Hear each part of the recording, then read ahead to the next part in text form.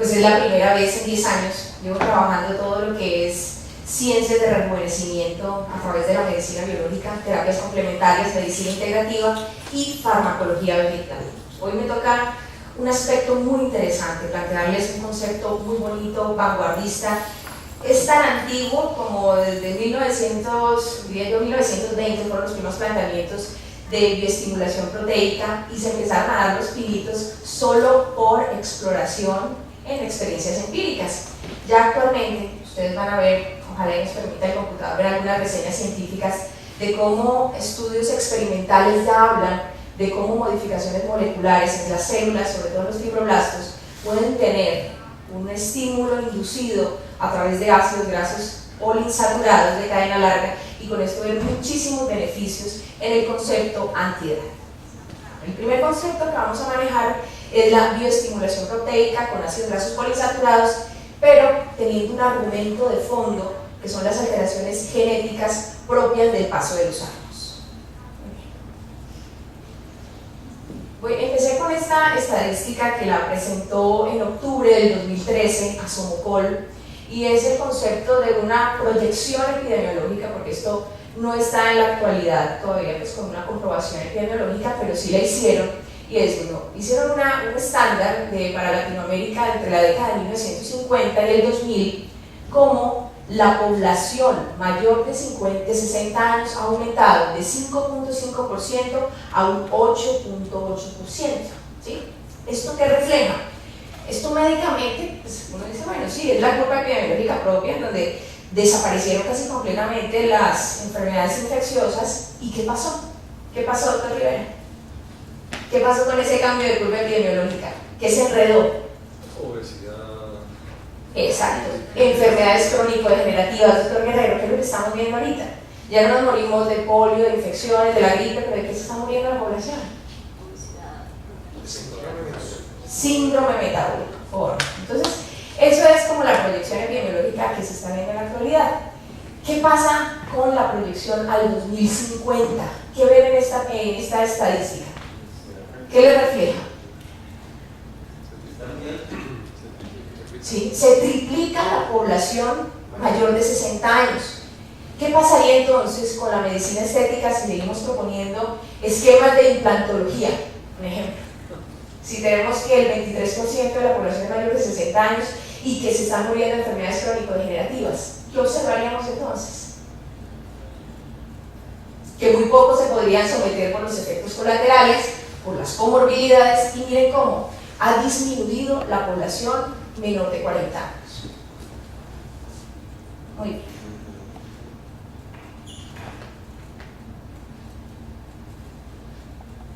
Bueno, este concepto, no sé, doctor Rivera, si usted comparte conmigo, quiero que me ayude un poco. ¿Cree usted que el envejecimiento es de forma o de fondo? Es la célula. Ajá, la célula. ¿Qué más nos plantea? A ver, el doctor. ¿Hacia dónde debemos dirigirnos con el envejecimiento?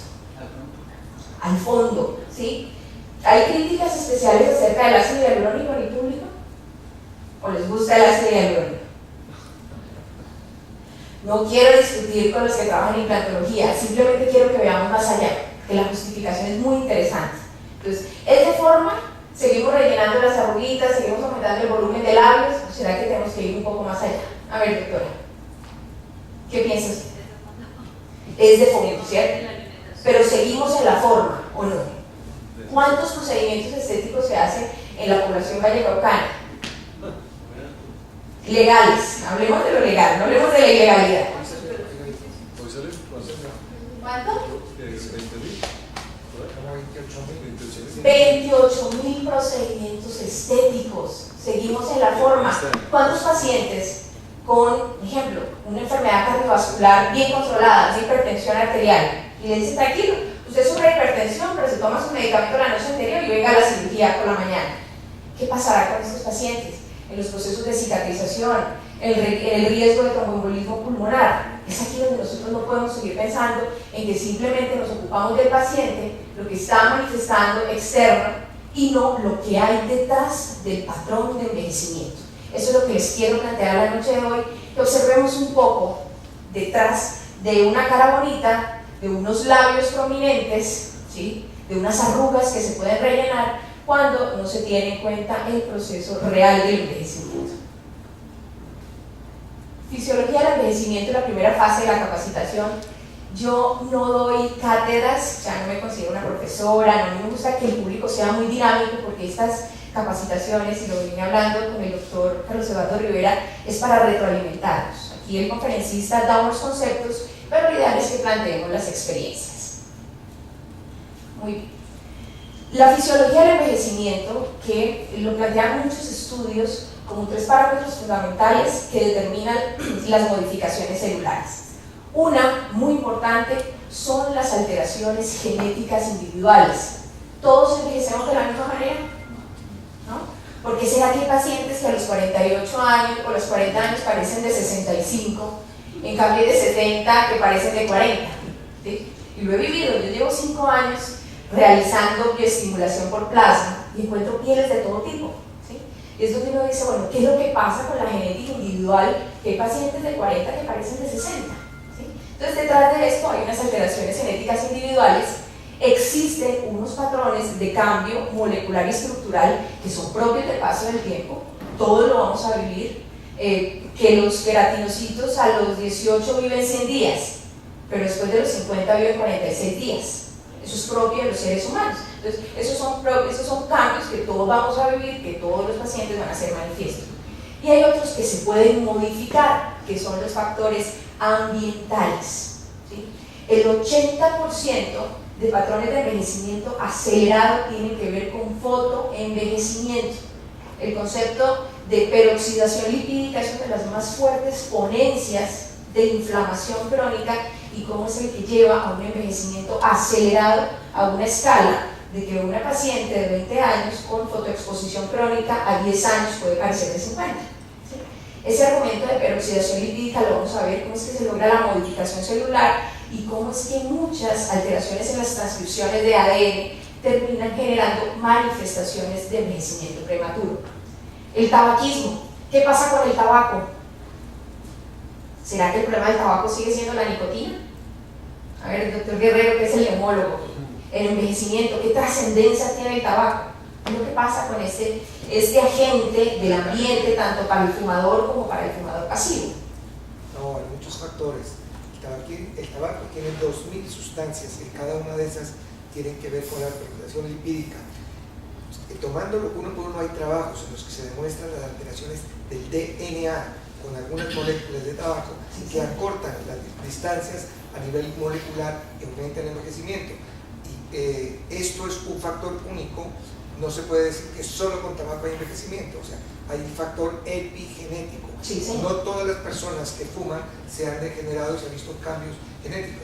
Lo que habías comentado anteriormente, o sea, se necesita un piso genético para que estos factores externos, pero definitivamente el tabaquismo es uno de los factores fundamentales, no solo de envejecimiento, sino de envejecimiento por otras patologías respiratorias y cáncer, por ejemplo. Sí, señor, y al respecto podríamos comentar que muchos fumadores no mueren de cáncer de pulmón, pero la esposa sí.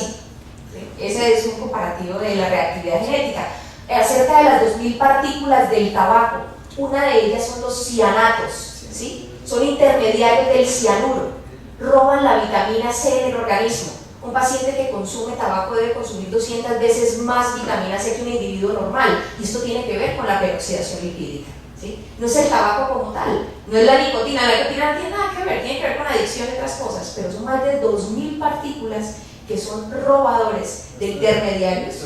Estrés oxidativo terrible, y hay evidencia, muchos estudios acerca del tabaco e inhibición de la superoxidimutasa, que es una de las cadenas antioxidantes más importantes del ser humano. Entonces, es aquí donde no simplemente es que el que fuma se envejece, es toda una trascendencia molecular detrás de esas 2000 sustancias químicas que ni siquiera se plantean en la ciencia médica, porque no hay cómo estudiarlas. Cada vez hay modificación de toda su estructura química y, digamos, que las poquitas que se han podido estudiar han tratado de sacarlas o modificar su estructura molecular, pero el daño sigue siendo el mismo. La polución, pues en el último reporte de unos ingenieros ambientales hablaban de 10.000 partículas no tipificadas, ¿sí? Se supone que uno debería respirar un porcentaje de oxígeno, otro porcentaje de nitrógeno y algunas partículas del ambiente, pero son 10.000 las que estamos inhalando, que no sabemos qué intercambio hacen a nivel celular y qué carga generan a nivel del metabolismo y sobre todo del metabolismo intracelular. Muy bien. Muy bien. Bueno, esto es importantísimo. Efectivamente, el envejecimiento tiene que ver con un programa genético predeterminado que limita la capacidad de proliferación celular. Todos llegamos a ese proceso de senescencia. Todos decimos, hasta aquí hay replicación celular y empieza el deterioro de tejidos. Pero la apoptosis o la muerte celular programada, eso ya viene genéticamente organizado con el tema de los telómeros, la cromatina, entre otros. Pero lo cierto, y en este momento la repercusión más importante a nivel celular, la tiene el daño ambiental acumulativo, el cual acelera el proceso de envejecimiento y es el que lleva a que si usted tiene un programa genético determinado, pues se dispare ciertos mecanismos.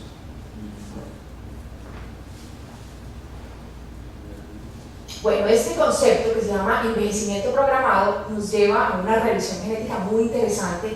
Quiero que estén atentos, vamos a despejar inquietudes en la diapositiva que lleguemos, no tenemos que esperar hasta el final todas las preguntas que surjan, pues yo quería mostrárselas a través de estudios, fue un poco imposible, ni siquiera hemos podido hacer la proyección completa, pero bueno, esperemos que en próximas o en las memorias podamos entregar este material científico. Bueno, esto es lo que se llama envejecimiento programado, ya los estudios lo referencian como genes de longevidad. Estos genes de longevidad son aquellos que modulan la respuesta al estrés o son los que dan los procesos adaptativos del ARN mensajero, que es el que ejecuta la restauración a través del ribosoma de la matriz extracelular. Son estos genes de longevidad los que detectan el estado nutricional, cuando hay carencias de fosfolípidos, de proteínas, de carbohidratos, todos aquellos intermediarios nutricionales que son fundamentales para la supervivencia celular. Son capaces estos también de aumentar la capacidad metabólica celular y fundamental, estos genes de longevidad son los que atenúan los genes que promueven el envejecimiento. Este es uno de los cambios más trascendentales a nivel genético que va surgiendo con el paso de los años. Es la inoperancia de las transcripciones del ARN mensajero. Es uno de los más importantes, de los más estudiados en suplementación biológica y es el que muchas veces argumenta cómo a través de aminoácidos, de ácidos grasos poliinsaturados de cadena larga en alta concentración podemos llegar a modificar la respuesta de ese ARN mensajero cambiando la información en la matriz extracelular. ¿Por qué? Porque resulta que con el paso de los años se van activando en la matriz extracelular estos intermediarios moleculares. Uno de los de mayor trascendencia en piel y que en este momento tiene muchísima carga científica es la activación de la fibronectina. La fibronectina es una glicoproteína de membrana que se hace muy activa en los fibroblastos después de los 35 años y es donde perdemos capacidad de sintetizar esa estructura biomolecular que es la elastina con el colágeno. Muy famosa se ha vuelto actualmente el concepto de procolágeno. ¿Sí lo han escuchado? ¿A qué les suena procolágeno? Procolágeno, ¿sí lo han escuchado o nunca lo han escuchado? Esa es una tendencia en estética, ¿sí? Procolágeno se ha hecho llamar el precursor del colágeno, ¿sí? Cuando resulta que no. El procolágeno es la forma ribosomal del colágeno estructural y es la que precisamente deteriora la fibronectina. Cuando se oxida esta glicoproteína, cambia la información ribosomal y el paciente pierde la capacidad de sintetizar procolágeno. Cuando hablamos de procolágeno no es un frasco líquido para rejuvenecer, el procolágeno es el colágeno intracelular que le da al paciente la capacidad de rejuvenecerse a sí mismo. Cuando la fibronectina, esta glicoproteína, es muy activa, se pierde esa capacidad de restauración de la matriz y es donde el paciente empieza a manifestar crestas epidérmicas o arrugas profundas y empiezan a aparecer alteraciones de pigmentación, de flacidez, entre otras. Obvio que muchas enzimas destructoras de las proteínas colágenas también se hacen partícipes del proceso de envejecimiento. Las colagenasas siempre están allí, pero hay cierto porcentaje activo e inactivo a determinadas edades. Se habla que después de que dejamos de crecer, perdemos un 1% de colágeno por año. O sea que si el promedio de, digamos que para el crecimiento, la influencia positiva de la hormona de crecimiento es a los 20 años, 18 en la mujer, 21 en el varón, a los 50 años hemos perdido el 30% de la capacidad de síntesis de procolágeno intracelular, y es precisamente por la actividad excesiva de las colagenasas. Por último, la estromelicina es una endopeptidasa que tiene la capacidad no solo de modificar la captación proteica por parte de la matriz celular, sino que tiene la capacidad de inhibir el intercambio de nutrientes. Estas endopeptidasas se estudian en la mayoría de procedimientos de implantología, donde se proponen moléculas de ácido hialurónico de bajo peso molecular, ¿sí? Y es aquí donde se dice, mire, a través del ácido hialurónico de bajo peso molecular se modifican las endopeptidasas, pero por el peso de la molécula sería prácticamente imposible modificar el metabolismo de las endopeptidasas. Lástima que no podamos ver el estudio, aquí estaba referenciado en el pie de página, pero bueno, tendremos oportunidad. Muy bien, esta imagen es ¿para qué? Para graficar que las tendencias de envejecimiento en los estudios científicos son de dos tipos, se han estudiado dos tipos de células, en los condrocitos, en las articulaciones, y en los fibroblastos en la piel. Estos fibroblastos que estimulan su síntesis a través de la lesión. En teoría, si no existiera lesión tisular, el estándar de reproducción del fibroblasto es bajo. Cuando existe lesión tisular, se activan los factores de crecimiento plaquetario y estos son los que atraen los fibroblastos a través de mecanismos quimiotácticos. Estos fibroblastos son los que traen, como en su colita, el colágeno, la elastina y otras proteínas de reparación. Por eso es que actualmente se ha buscado encontrar la forma de estimular el fibroblasto en zonas de no lesión tisular, en zonas intactas, en donde se requiere una reparación sostenida de proteínas. Este es un ejemplo de cómo, técnicas complementarias en medicina estética, como en la bioestimulación por plasma, argumenta su acción a través de dos factores de crecimiento de tipo plaquetario para estimulación de fibroblastos, factor de crecimiento endotelial, factor de crecimiento fibroblástico o epidérmico, y es lo que genera inducción. Pero en este momento más peso tiene la suplementación de recursos nutricionales de activación de membrana que llamen a los fibroblastos que hacer microlesiones como es la bioestimulación por plasma y la implantación de factores de crecimiento plaquetario.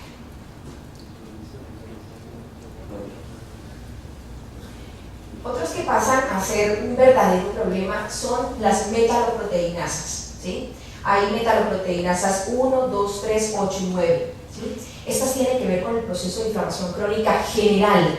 En piel son dos las protagonistas, las metaloproteinasas 1 y las metaloproteinasas 9. Estas las tenemos un tanto contenidas, inhibidas gracias a unas vías inhibitorias que son las que nos ayudan a mantener indemnes colágeno y elastina. Cuando se pierden estas vías inhibitorias, proliferan muchas metaloproteinasas, específicamente sobre el fibroblasto, la tipo 1 y la tipo 9, y es donde hay destrucción masiva sobre colágeno y elastina. Las metaloproteinasas en este momento tienen peso científico porque son las que más se activan a través de radicales libres, son las que más se activan en procesos degenerativos articulares, en procesos degenerativos del sistema nervioso periférico y central, y también en piel. Las más importantes en piel, la tipo 1 y la tipo 9.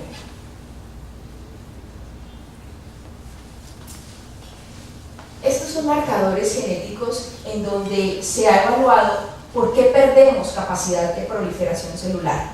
Las que mantienen activas el metabolismo celular y promueven el rejuvenecimiento celular son la ciclina A, la quinasa P34 y todos los factores de transcripción F2E2F.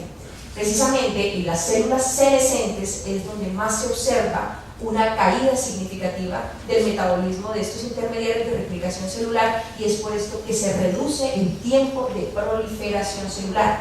El ejemplo que les ponía con los queratinocitos: la vida media de un queratinocito son 90 días, pero después de los 50 años, por la caída de estrógenos, por la caída de testosterona, por la pobre influencia de la progesterona, disminuye ese tiempo de proliferación en una vida media que es de 46 días. Por eso hacemos manifiesto después de ciertas edades todos los estigmas de envejecimiento. Bueno, este es un estudio muy bonito que se hizo en una población de mujeres, una población de 20 años, una población de 65 años. y se hizo una tipificación de todo lo que hemos visto anteriormente, de modificaciones de ARN mensajero. Esto se hizo en una proyección molecular, este fue un estudio experimental en piel de ratones, ¿sí? Que se llamaba un estudio, eso lo vamos a ver en gráfica, les doy toda la referencia, creo que sale grande. Este estudio experimental se hizo en piel de ratones alopésicos, en donde se presentaban ciertas pautas de estrés, ya por supresión nutricional o sobrecarga de radicales libres, y se hizo un tipo de proyección a estas edades. Entonces, quiero que observen cuál es la modificación más importante en una dama de 20 años y una dama de 65 años. Lo más importante en cuanto a modificación genética son los genes involucrados en la síntesis de colesterol y ácidos grasos libres, o es la determinación de la biosíntesis lipídica. Es por esto que uno de los marcadores de envejecimiento precoz es la cirrosis térmica, ¿sí? Es la pobre lubricación por parte de las glándulas sebáceas, pérdida de la barrera hidrolipídica, y esto es lo que hace que precisamente tengamos sequedad cutánea. Y es uno de los primeros estigmas. ¿Y qué es lo que se modifican? Los genes involucrados precisamente en la síntesis de colesterol y ácidos grasos libres. Entre otras modificaciones, se encontró que hay una alteración específica en la diferenciación epidérmica, sobre todo en la capa córnea. Estos son los que más sufren con el paso de los años. Aquí, nosotros podemos ver esta foto, esta toma microscópica de la piel. Este es el estrato córneo. Esta es la capa hidrolipídica, esta es la composición, esto es solo para información general. Disculpen. La tecnología no tiene nivel.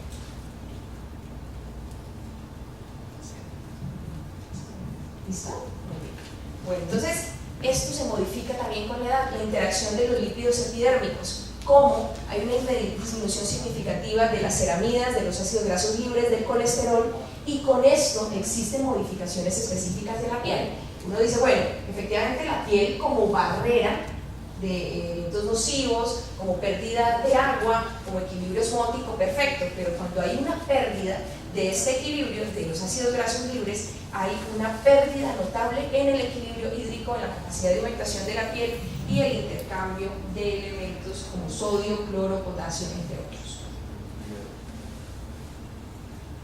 Aquí contribuyen todos estos cambios. Estos cambios contribuyen a una menor respuesta de la barrera de la piel como barrera cutánea y cómo lo manifiestan los pacientes con cirrosis o sequedad cutánea, pigmentos, flacidez y arrugas en estadios avanzados. Estas modificaciones de los genes que tienen que ver con queratina, que tienen que ver con el estrato córneo y que tienen que ver con biosíntesis lipídica se están estimulando a través de suplementación. Esto es algo en donde nosotros dejamos de ver la forma. Nosotros no vamos a poder modificar la barrera hidrolipídica con un implante ni de ácido hialurónico, ni de polímeros, y ni siquiera con implante biológico de plasma. Esto no lo podemos modificar, son factores de crecimiento plaquetario que tienen que ver con oxigenación, que tienen que ver con estímulo de fibroblastos, pero no está trabajando sobre la barrera lipídica, que es fundamental en el mantenimiento del equilibrio de la lozanía cutánea. Eso es fundamental en todos los procesos de rejuvenecimiento. Por eso es simplemente que le pongo, que inyecto. No es que esté en desacuerdo con la implantología, me encanta, la trabajo, pero si no manejamos el fondo del envejecimiento estamos dejando una patita chueca. Y sí, somos tan conscientes de eso que le decimos al paciente tiene que venir en 6 meses. ¿Sí? En cambio, probablemente si iniciamos esquemas de suplementación especializada, los pacientes vengan en 8 meses o 1 año y su restauración no solo sea de la piel, sea una restauración cardiovascular, cerebral, también de sus huesos y articulaciones, porque el 30% de la masa del ser vivo, del humano, es colágeno. Entonces todos los mecanismos intermediarios que estimulan dicha proteína pues van a restaurar el organismo en general. Muy bien. Este estudio, para los que quieren tomar nota, es el que se referencia al estudio experimental con ratoncitos alopésicos. Ustedes conocen que mucho de envejecimiento está muy limitado, ¿sí? Los estudios no experimentales de cohorte, mejor dicho, me sobran dedos de la mano, los que han sido juiciosos, los que cumplen con todos los requisitos epidemiológicos, pero por el contrario, los estudios experimentales que nos ayudan a ver la dinámica molecular en los animalitos, que nos permiten precisamente llevar a cabo estos procesos, pues son bastante complejos. Esta referencia bibliográfica de PubMed es una de las más interesantes de este estudio. Aquí lo tengo referenciado. De este estudio se despliegan 6 más. Este es el pantallazo para que ustedes, pues quisiera haberlo presentado completo. Este es, en PubMed existe un tipo de códigos, ¿sí? No sé si han accedido de pronto a esta página. Los estudios tienen estos códigos. En el caso del estudio que expone cómo la suplementación especializada de un tipo de ácido graso de cadena larga, o sea, de más de 20 carbonos, con 5 dobles enlaces, porque esos son los requisitos de suplementación especializada. En este caso, el docoxahexaenoico, que es el DHA, es el que nos ayuda a inhibir el factor nuclear alfa beta, que es el que induce toda una cadena de oxidación precoz y de deterioro celular. Vamos a desglosar un poco este concepto. Entonces, este es el primer estudio de cómo el DHA tiene capacidad de inhibir un proceso de inflamación crónica persistente en piel. Aquí hay 6 estudios complementarios que también pueden ver.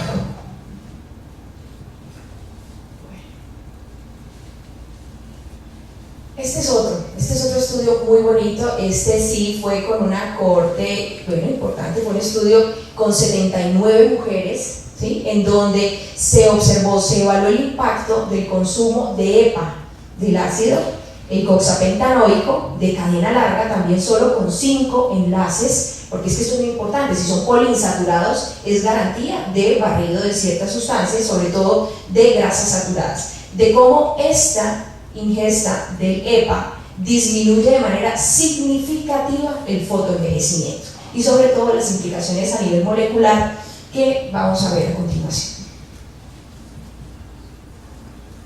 Bueno, todos sabemos que la exposición a radiación ultravioleta B induce la inflamación y la fotocarcinogénesis. Ese es el planteamiento más importante del estudio con DHA, como la luz ultravioleta B. ¿Cuál de las 3 es la más importante en fotocarcinogénesis? ¿La A, la B o la C?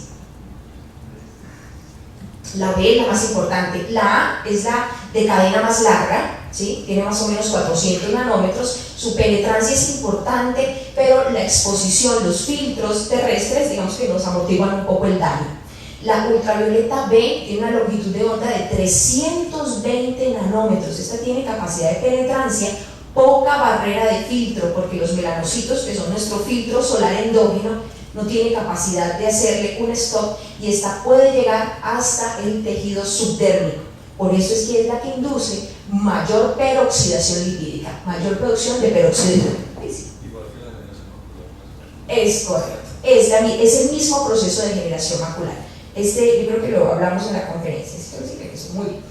Y el concepto fotocarcinogénesis tiene que ver más que con los procesos de peroxidación lipídica, de modificaciones en la célula y sobre todo intermediarios enzimáticos. La propuesta del estudio que les presenté era buscar o argumentar que el DHA posee propiedades antiinflamatorias y quimiopreventivas.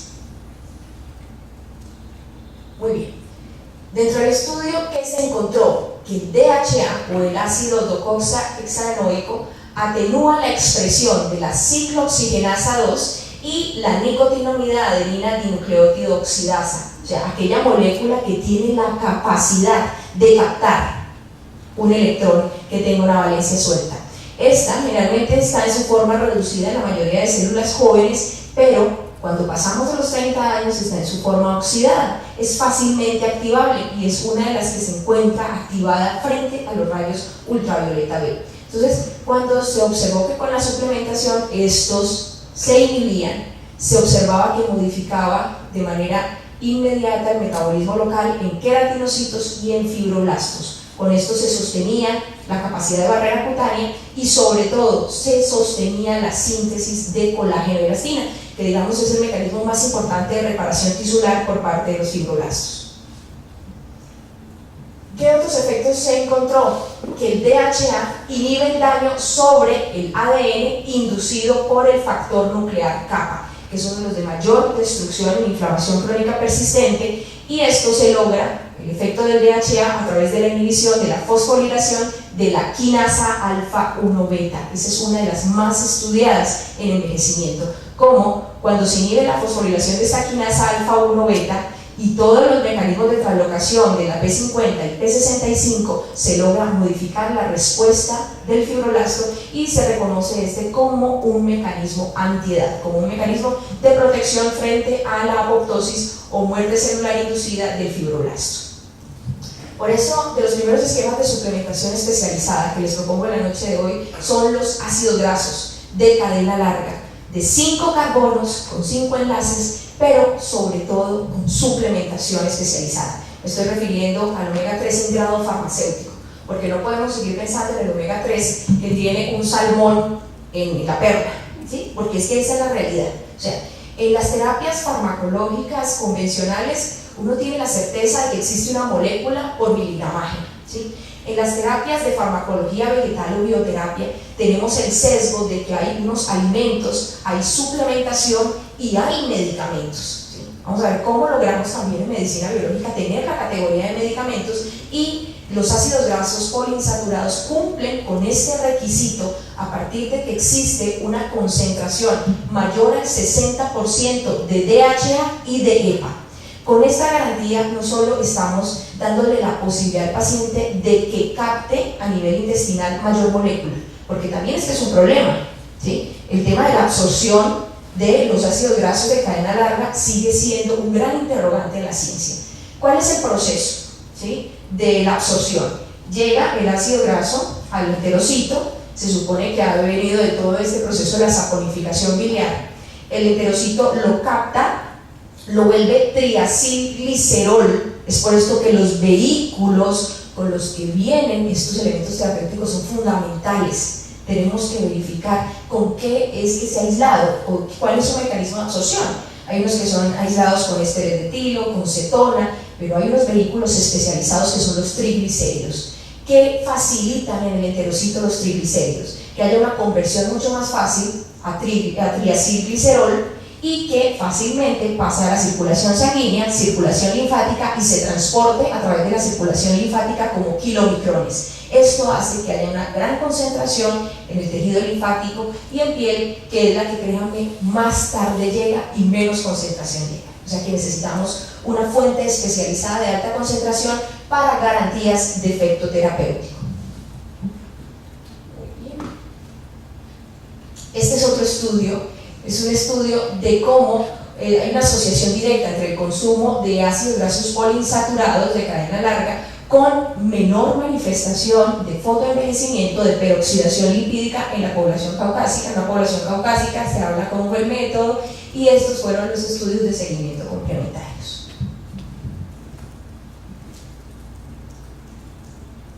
Todos a través de inhibición de ciclooxigenasa 2 y de una protagonista que fue la de este estudio, que es la óxido nítrico sintetasa, ¿sí?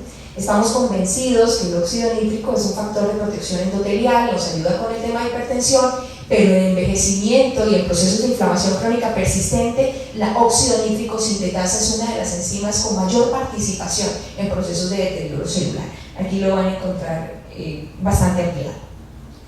Muy bien. Este es otro concepto. Este ya es la otra cara del envejecimiento. Hablamos cómo el déficit nutricional, cómo la agresión externa y cómo las modificaciones moleculares intrínsecas pues generan envejecimiento. Aquí hay otra ponencia y es muy interesante de envejecimiento, y es el estrés oxidativo. Cómo los radicales libres, tan famosos, todo el mundo habla de ellos, todo el mundo habla de radicales libres, pero muy pocos conocemos acerca de, yo digo que todavía no conozco lo suficiente, no soy una conocedora del tema, pero sí lo practico mucho en el día a día, porque si queremos hacer suplementación y que esta sea verdaderamente efectiva, tenemos que disminuir la carga de radicales libres para que haya un verdadero metabolismo celular optimizado. Bueno, este es ay, me devolví.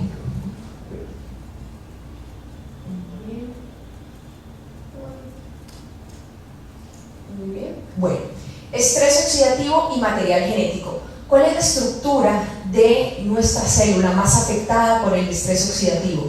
De los más importantes vinculados con deterioro celular son los telómeros, responsables de mantener la viabilidad celular. Son los encargados de hacer la réplica exacta del ADN, y precisamente La mayoría de procesos de acortamiento de telómeros juegan un papel, son los que juegan realmente el papel determinante en el envejecimiento celular. ¿Y qué es lo que hacen precisamente los telómeros en la célula? Los telómeros protegen los cromosomas, son los que favorecen, como ya lo decía, la transcripción exacta del ADN, y estos también son un factor protector en el proceso de acortamiento de telómeros. Es una realidad que si no se acortaran los telómeros, pues existe una tendencia aumentada al cáncer. Y ese proceso de acortamiento natural, pues es la que es un factor de protección frente al cáncer o la replicación celular desorganizada. Pero, ¿qué genera un mayor acortamiento o un acortamiento acelerado de los telómeros? Realmente el argumento más importante en cuanto a deterioro de telómeros es el estrés oxidativo. Se supone que son más cortos a manera que el individuo es de mayor edad, pero resulta que no es lo que se está observando. Hay pacientes adultos jóvenes con acortamiento significativo de los telómeros en grupos celulares que lo condicionan a enfermedades crónico-degenerativas de manera precoz. ¿Y que está aumentando precisamente este acortamiento? El estrés oxidativo, sobrecarga de radicales libres.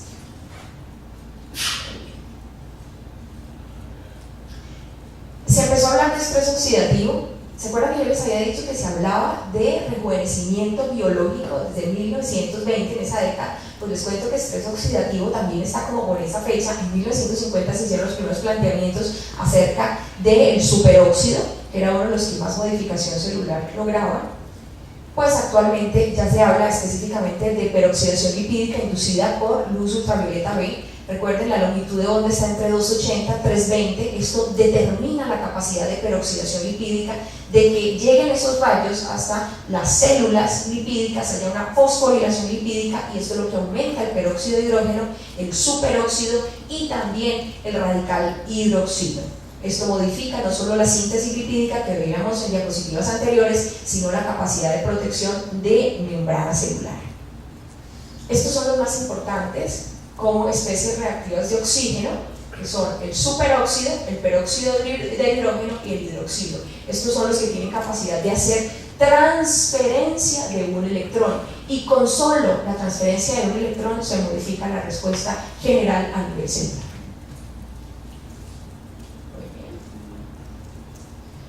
¿Qué genera estas especies reactivas de oxígeno? Estas especies reactivas de oxígeno tienen capacidad de alterar la base del ADN, generan intercambio de cromatina inducido precisamente por estos radicales libres, modifican las uniones carbonílicas y también existe, asistido por estos radicales de oxígeno, y uno de los más famosos en esto de pérdida de grupos sulfidrilos y desestructuración de proteínas es el superóxido, que nosotros tenemos con qué trabajar frente a él. Efectivamente, los seres humanos tenemos mecanismos intrínsecos para protegernos, y son estos tres intermediarios enzimáticos: la glutatión peroxidasa, la glutatión reductasa, la superóxido dismutasa, y en tejidos como cerebro, corazón e hígado, la catalasa. Esos son los intermediarios antioxidantes endógenos. Pero ¿qué pasa con ellos? Que primero no lo estamos apoyando, ¿sí? Estos mecanismos requieren un soporte constante en la alimentación. Son los recursos antioxidantes que obtenemos de las frutas, de las verduras, que estos mantienen activos. Pero ¿qué es lo que predomina actualmente? La agroindustria, ¿sí? Todo lo que viene en paquetes, en cajas, con colorantes, con elementos artificiales, que hacen cada vez a estos elementos más ineficaces. Y es por esto que se da de manera precoz el deterioro sobre el ADN y sobre todo el metabolismo celular. Estos son los dos mecanismos. Yo, digamos, puse en resumidas qué es lo que pasa con el daño celular. Existe pues una apoptosis inducida ya sea por el superóxido, por el hidroxilo, cualquiera de ellos, pero también existe una muerte celular muy lenta, ¿sí? Esto es muy bonito en cuanto a los estudios de conservación celular, porque se encuentra que se puede modificar precisamente estas alteraciones del metabolismo celular por parte de los radicales libres. Y una de las más trascendentes es la modificación de la síntesis de procolágeno. Ya lo veíamos. En el caso de piel, de rejuvenecimiento cutáneo de mayor trascendencia, es el trabajo que se hace sobre el ribosoma del fibroblasto. El ribosoma del fibroblasto es el que tiene la capacidad de sintetizar de manera asistida el procolágeno, que cuando ya sale del ribosoma, cuando sale de la célula, se vuelve tropocolágeno. El tropocolágeno es el que en tejidos específicos, en caso de piel, se vuelve colágeno tipo 1 y colágeno tipo 3. Estos, cambiando la carga de radicales libres sobre la matriz extracelular, sobre el ribosoma y sobre todos los procesos de intercambio de ADN, podemos lograr una modificación específica sobre estas proteínas estructurales que, créanme, que cambia el aspecto de la piel. ¿Sí? Si nosotros estamos perdiendo de manera acelerada colágeno a través de radicales libres, pues las arrugas se hacen precoces, la flacidez, sobre todo las manchas, porque en estos mecanismos de alteraciones del metabolismo celular hay una fuente de desestructuración celular que es la generada por la hormona estimulante de los melanocitos. ¿Sí? Cuando hay sobrecarga de peróxido de hidrógeno, se estimula este trabajo de la hormona estimulante de los melanocitos precisamente sobre estas células, migran a través de los canales que generan la peroxidación lipídica y es donde aparece el pigmento en la unión dermoepidérmica, que es precisamente el melasma, uno de los estigmas más importantes de envejecimiento. Entonces vemos aquí como un trabajo completo en antioxidación no solo nos garantiza un mayor metabolismo celular proteico, sino también hace un proceso bivalente en cuanto a prevención de fotoenvejecimiento manifiesto con melasma. Muy bien. Eso es lo que hace diferente a una piel con estigmas de envejecimiento, con arruguitas, con flacidez, con pigmentos periféricos, a una piel lozana. Generalmente es menor carga del estrés oxidativo. Yo le llamo a esta estrategia de suplementación, peroxidación y suplementación especializada con sustancias con alta capacidad de absorber radicales de oxígeno. De esto se habla mucho, se ha hablado durante siglos de la vitamina C, ¿sí? Durante siglos del tocoferol o vitamina E. ¿Qué pasa con estos dos elementos? La vitamina C, a no ser que sea ascorbinfosfato, o sea, una vitamina C modificada, 2/3 de lo que usted consume, usted los está presentando en la micción a las 6 horas, ¿sí? Rapidísimo. ¿Por qué? Porque la vitamina C es una vitamina hidrosoluble que va por la sangre, pero hace muy pobre difusión intracelular, ¿sí? El tocoferol, por el contrario, por ser liposoluble, tiene muy buen intercambio con las células, pero tiene un fenómeno de depósito que puede llegar a ser riesgoso. Y hay personas que uno pregunta, ¿cuántos años lleva consumiendo vitamina E? Y dicen abiertamente, no, 5, 10 años, nunca le he parado. ¿Y qué pasa a nivel hepático? ¿Sí? Con este tipo de proteínas liposolubles, tienen alta capacidad de depósito. Entonces, es donde nosotros hemos buscado opciones complementarias a este tipo de vitaminas. Precisamente la ciencia nos da la respuesta con estos antioxidantes tipo flavonoides que se llaman proantocianidinas oligoméricas, que tienen varios amiguitos, las cianidinas, otros que son las cisantinas, las astaxantinas, pero en conclusión, todas las que tienen alta capacidad de absorción de radicales libres o radicales de oxígeno son las proantocianidinas oligoméricas, son las más estudiadas, son las de mayor captación de estos elementos productos del metabolismo o de la peroxidación lipídica. La propuesta que les traigo el día de hoy es un sustrato ya farmacéutico, porque también es farmacéutico, es una suplementación especializada a base del pomegranate. En todos los estudios se ha expuesto la semilla de la uva, el mosto de la uva, que de hecho una modelo, una actriz colombiana le hizo muy famosa, ¿sí? Que fue el resveratrol.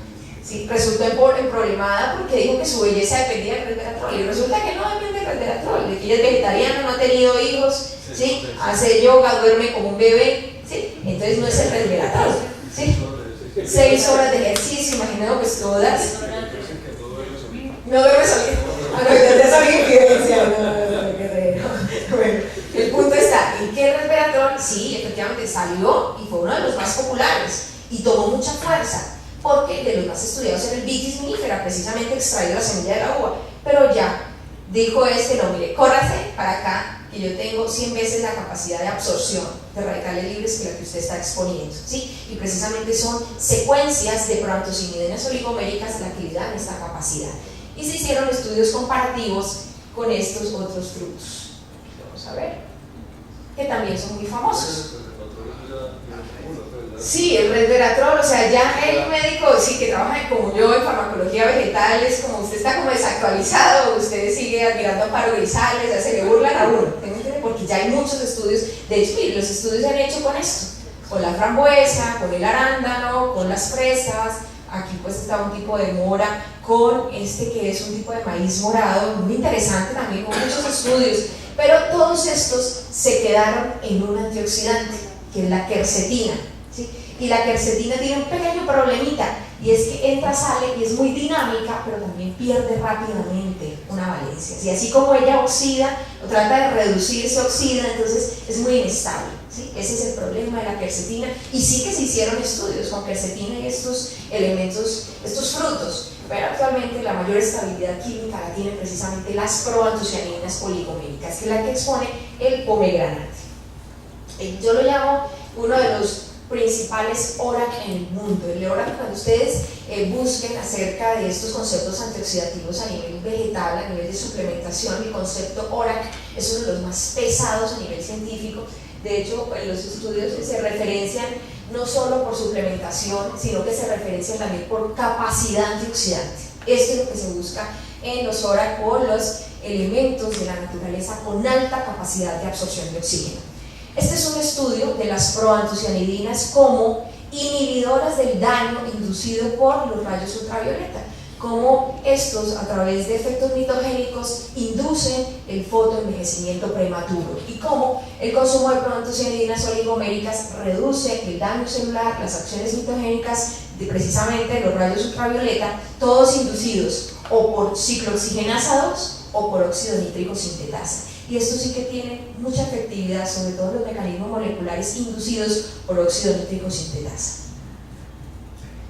Muy bien, este es otro, muy bonito. Este sí ya es de cuánto de este recurso, el pomegranate, tiene de capacidad antioxidante, ¿sí? Porque es que es algo en donde se quedan cortos los estudios de la uva, ¿sí? Se queda corto el estudio del Red Raspberry, que fue muy famoso. El Red Raspberry tomó mucha fuerza como recurso antioxidante en la mujer, sobre todo en la dama, en la etapa del climaterio, con todo esto de los trastornos cardiovasculares, y fue una propuesta que hicieron los norteamericanos bastante fuerte. Dijeron, mire, este es el recurso para la dama como recurso de suplementación antioxidante en la etapa del climaterio, pero el Red Raspberry tuvo, digamos, la caída en el momento en que se hace el estudio real de actividad molecular de la quercetina. Entonces aquí quiero que estudien, que lo revisen. Este es el estudio con pomegranate y toda su acción y su carga real de mecanismos antioxidantes a través de proantocianidinas oligoméricas. Por eso les reitero, ya para concluir, el envejecimiento no es de forma, ¿sí? Eso es algo que trato de que caracterice mi consulta, mi práctica diaria. No es simplemente como yo le quito ese problema tal vez de autoestima, por las manchitas, por la arruga a mi paciente, sino como realmente yo le modifico su calidad de vida a través de recursos. Pueden ser terapias farmacológicas, terapias no farmacológicas. Los esquemas de suplementación le obligan al paciente a pensar diferente a través de la nutrición, ¿sí? De que el envejecimiento no es simplemente qué se me ve, ¿sí? O qué se me dejó de ver, sino también cómo puedo modificar mi estilo de vida, el consumo de agua, frutas, verduras, hacer ejercicio, porque es que cuando usted formula un omega 3 en grado farmacéutico y no le recuerda al paciente que hay que hacer ejercicio, que aunque aumenta radicales libres, porque es que el ejercicio también hace parte del estrés oxidativo, sí, la producción de radicales libres, pero también con la suplementación usted va a ser mucho más eficiente ciertos mecanismos antioxidantes. Y cómo, sí, a usted la luz solar la envejece, el tabaco lo envejece, pero también internamente, por lo que come, se producen radicales libres. Entonces usted así le da el mejor ORAC, el mejor recurso para absorción de radicales libres. Si no modifica sus estilos de vida, pues probablemente esa arruguita se modifique de manera transitoria, pero reaparezca, porque el envejecimiento es una condición propia de los seres humanos. Empieza desde el momento en que inicia la unión del óvulo, del ovocito con el esperma. Ahí empieza el envejecimiento. Somos un proceso de envejecimiento constante los seres humanos. No podemos pretender que con una aguja se corrijan mecanismos moleculares que vienen inducidos desde que hay la fecundación. Entonces, esto es simplemente un repaso, una microcápsula de cómo podemos cambiar esa memoria celular que se ve alterada a través de mecanismos exógenos. Muchísimas gracias.